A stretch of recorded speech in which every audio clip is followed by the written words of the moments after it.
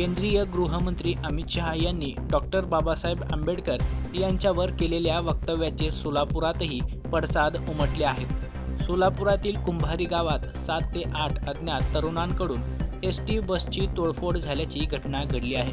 पुण्याहून अक्कलकोटला जाणाऱ्या एसटी बसची आंदोलकांकडून तोडफोड करण्यात आली आहे। या तोडफोडीच्या घटनेने परिसरात एकच खळबळ उडाली।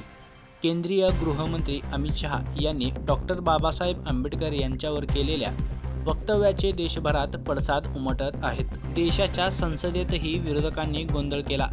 केंद्रीय गृहमंत्री अमित शहा यांच्या विरोधात विरोधी पक्षांच्या खासदारांनी आंदोलन केले। राज्यातही महाविकास आघाडीच्या आमदारांनी केंद्रीय अमित शहा यांच्या वक्तव्याचा निषेध केला। वंचित बहुजन आघाडीनेही छत्रपती शिवाजी महाराज टर्मिनलजवळ निषेध आंदोलन केलं। त्यानंतर आता राज्यातील विविध जिल्ह्यात पडसाद उमटू लागले आहेत। सोलापुरात आंदोलकांनी एसटी बसची तोडफोड केल्याची घटना घडली आहे। सोलापुरातील कुंभारी गावात 7 ते 8 अज्ञात तरुणांनी एसटी बसची तोडफोड केल्याचे समोर आले आहे।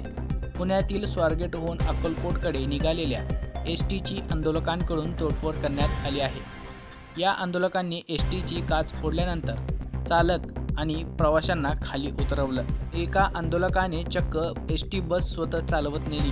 काही अंतरावर ही एसटी थांबून पुन्हा प्रवासी सीट शेजारी असलेल्या काचा देखील फोडण्यात आल्या। सोलापुरातील कुंभारी गावाजवळ ही घटना घडली।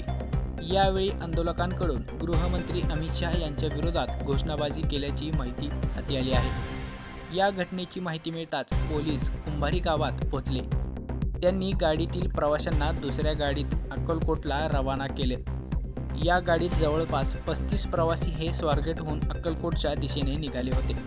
या सर्व प्रवाशांना दुसऱ्या एसटीने अक्कलकोटला पाठवलं असल्याची माहिती प्रशासनाने दिली।